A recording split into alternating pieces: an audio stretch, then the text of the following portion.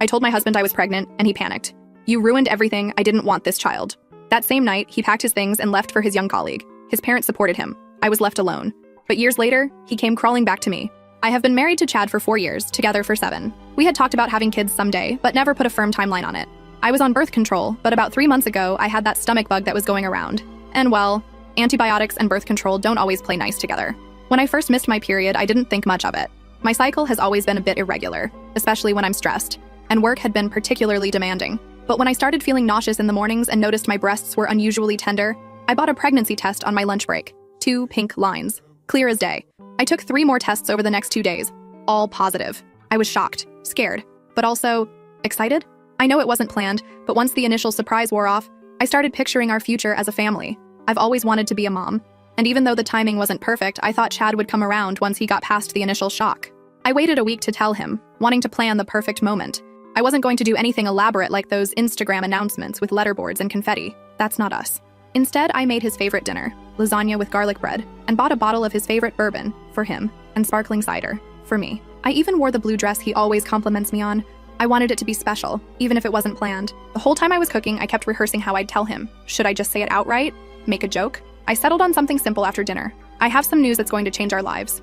Chad came home around 7, later than usual. He seemed distracted, checking his phone constantly. Not unusual lately. He'd been working on a big project with his team. He barely noticed the nice dinner, just mumbled something about it looking good, and poured himself a generous glass of bourbon before I could even mention the special occasion. During dinner, he was quiet, responding with one-word answers when I tried to make conversation. I asked about his day, his project, anything to get a conversation flowing, but he just shrugged or gave minimal responses. Something felt off, but I chalked it up to work stress. After we finished eating, I took a deep breath and reached for his hand across the table. I remember my exact words. "Chad, I'm pregnant." The silence that followed felt like hours. His face went through a series of emotions. Blank, pale, then something I'd never seen before.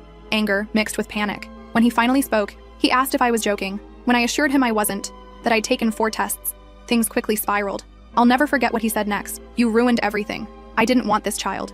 I tried explaining that it was an accident, probably due to the antibiotics interfering with my birth control. I thought we could figure it out together, like we always had with other challenges. That's when he dropped the bomb that maybe he never wanted children at all. He claimed he only went along with my someday plans to keep me happy, but it was always just a hypothetical future to him. I asked if there was someone else, and his reaction told me everything before he even admitted it. When pressed, he finally confessed he'd been seeing Vanessa for a few months.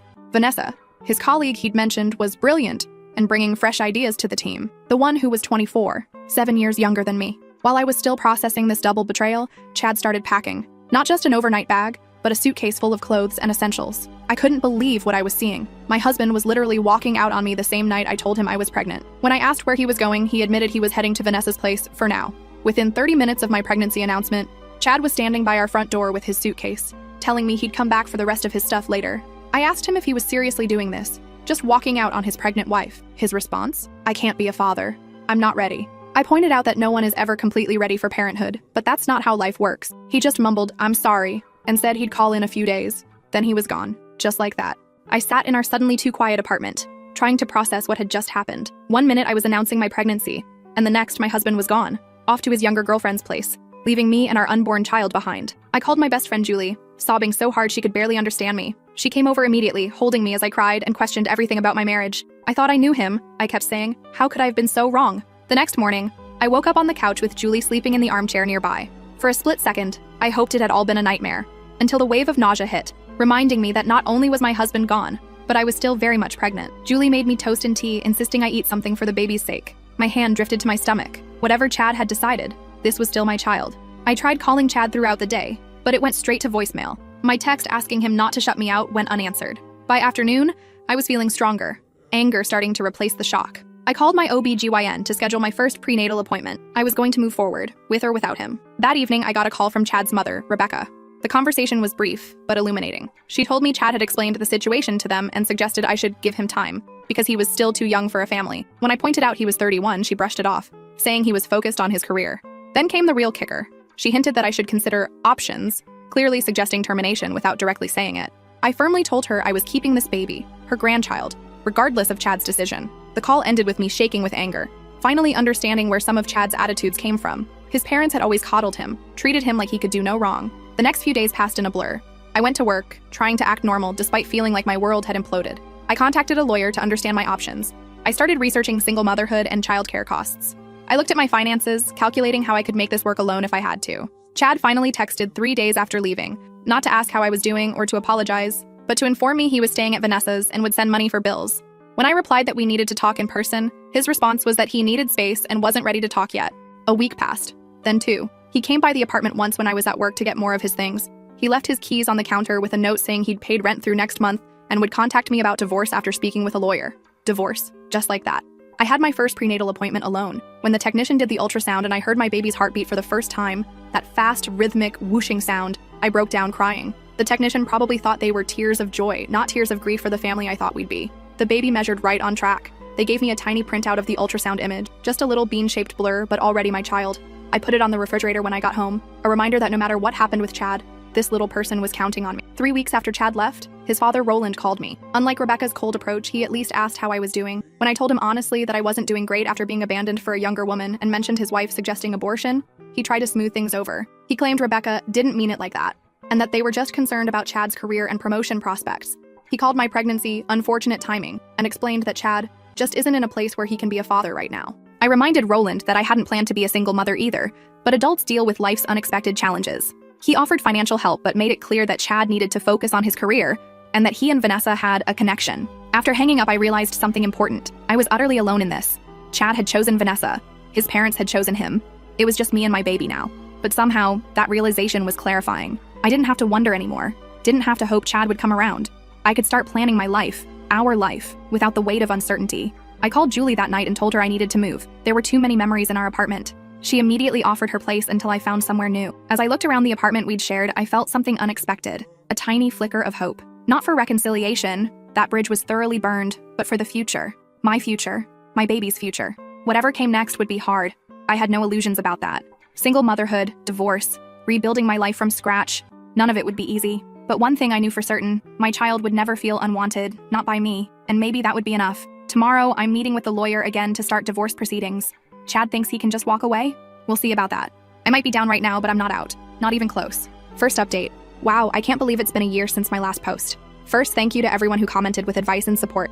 I read every single message, even if I couldn't respond to them all. Your words meant more than you know during those dark days. So much has happened, and yet somehow writing that sentence feels like an understatement. I have a son now, an actual tiny human who depends on me for everything. His name is Tiago. He's 8 months old, and despite everything, he's the best thing that's ever happened to me. Yesterday, I realized something that stopped me in my tracks while I was folding his impossibly small socks. Chad has never met him. Not once. Not when he was born, not for his first smile, not for his first Christmas, not ever. My son's father lives less than 30 minutes away, and he's a complete stranger to his own child. I guess I should start from where I left off. The divorce was finalized when I was 7 months pregnant. Chad didn't contest anything, which my lawyer said was unusual, but made everything move faster. The judge ordered reasonable child support based on Chad's income, which is something at least, though it's been spotty, more on that later. I moved out of our apartment and found a smaller 2-bedroom place closer to Julie. The rent is higher than I'd like, but it's in a decent school district, which I've learned is something you start thinking about way earlier than you'd expect. My dining room is now half nursery overflow, with a pack-and-play, bouncer, and what feels like a small toy store exploding across my living space. Marie Kondo would have a heart attack. Tiago was born on a Tuesday night after 19 hours of labor. Julie was my birthing partner, holding my hand and feeding me ice chips while I swore I couldn't do it. The nurses kept asking about the father, and I got tired of explaining, so I just started saying, he's not in the picture, which felt both true and like a massive understatement. Those first weeks were a blur of sleeplessness, nipple pain, sorry, TMI, and wondering if I was doing anything right. The night we came home, Tiago wouldn't stop crying, and I remember sitting on my bathroom floor at 3 a.m., also crying, Googling, why won't baby sleep on my phone while he wailed in my arms? I'd never felt so alone or so overwhelmed, but we survived. Day by day, we figured it out together, Tiago and I. I learned his cries.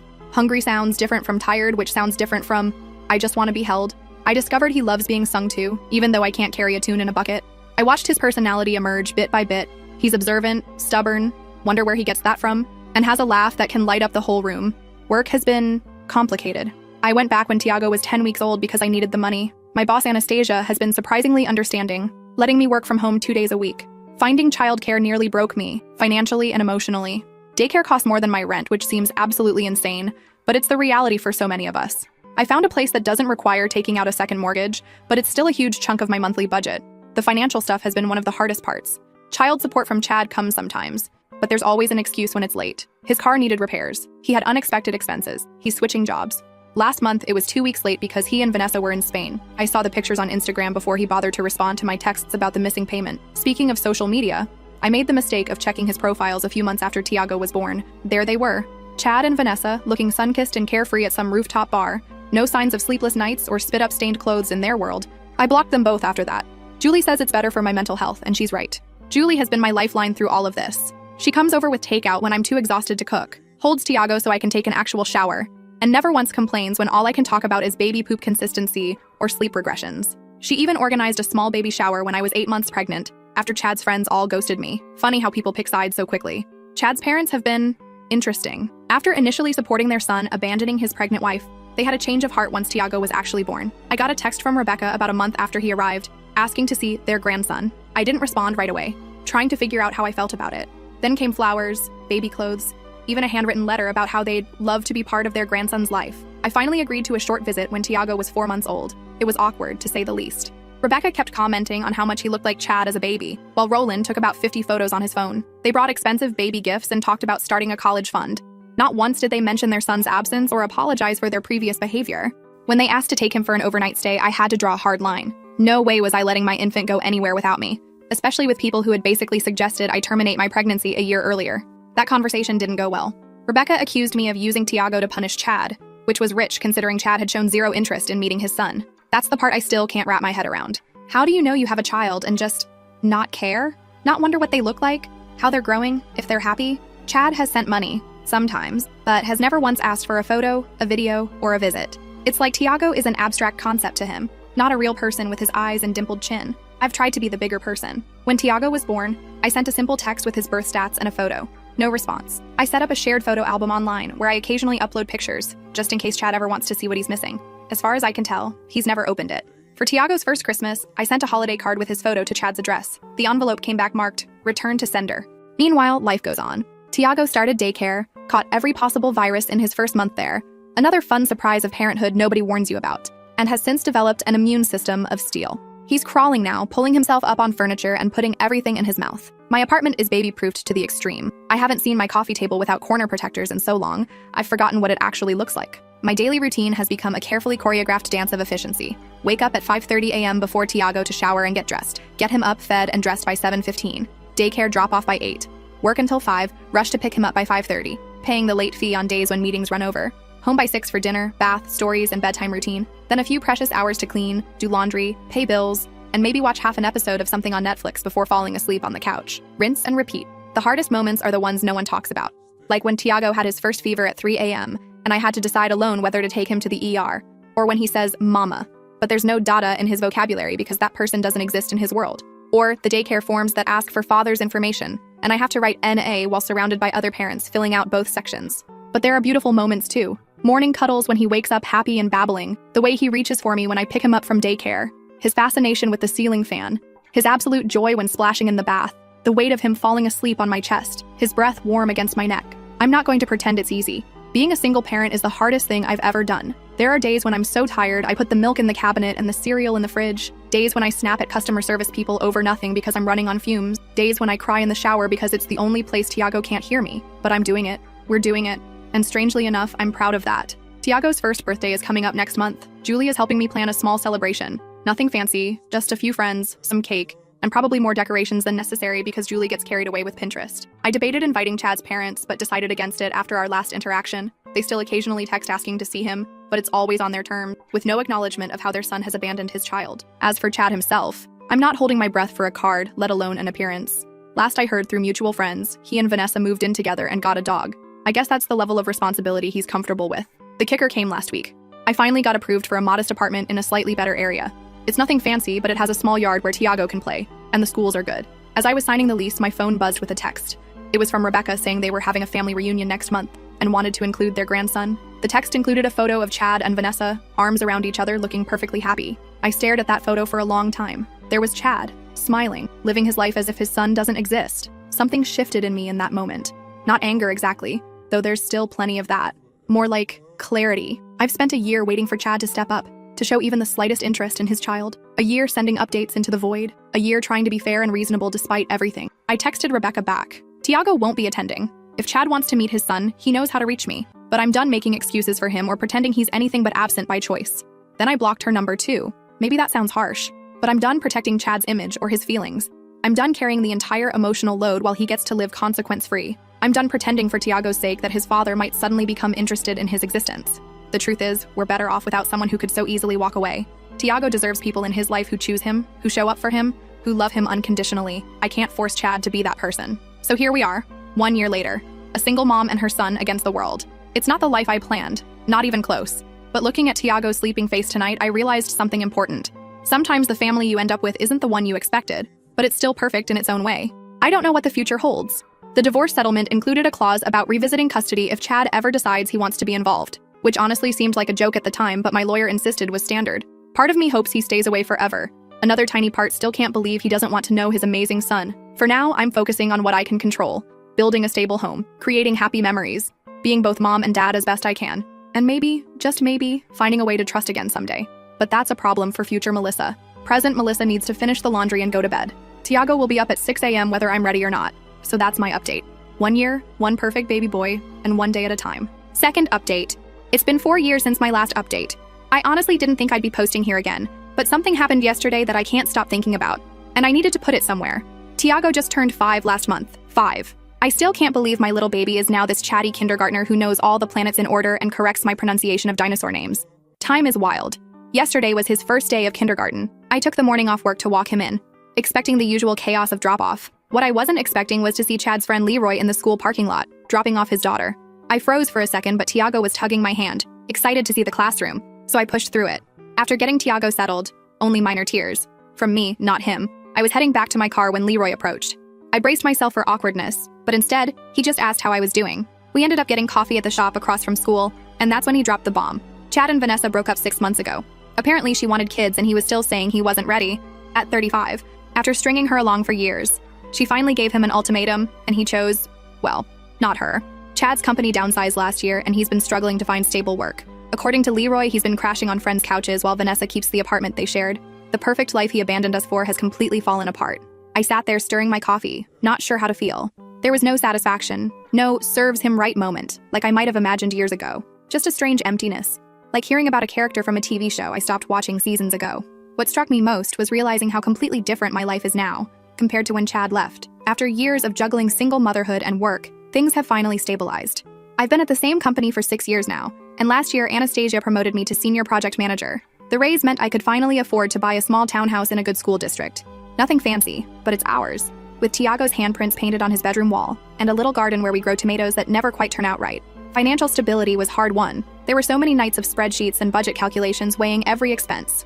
Child support from Chad eventually stopped completely around Tiago's 3rd birthday.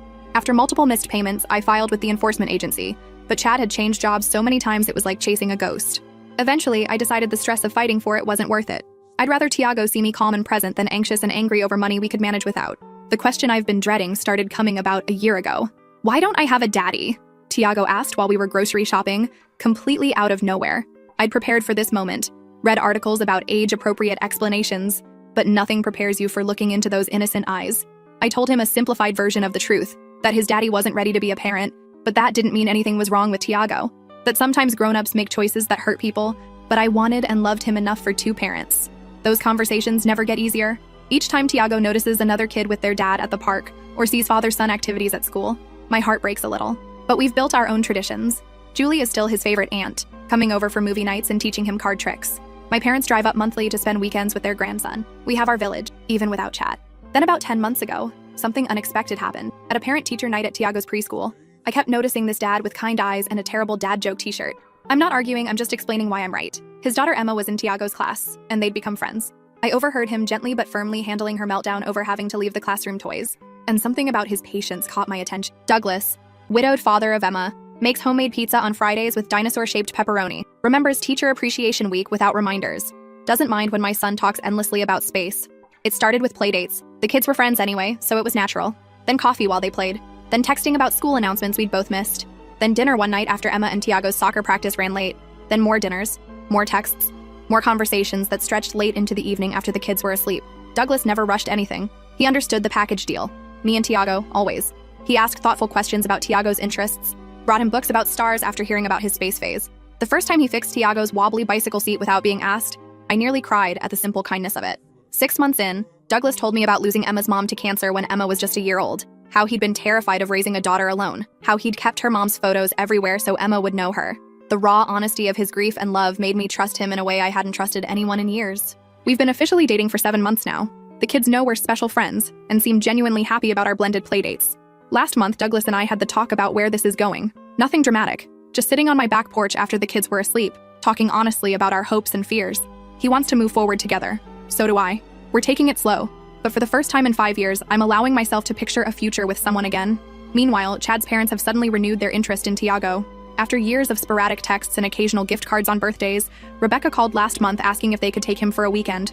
When I explained that wasn't going to happen after years of minimal contact, she got defensive, claiming they'd always wanted a relationship, but thought I was keeping them away. The truth is, they made barely any effort until recently.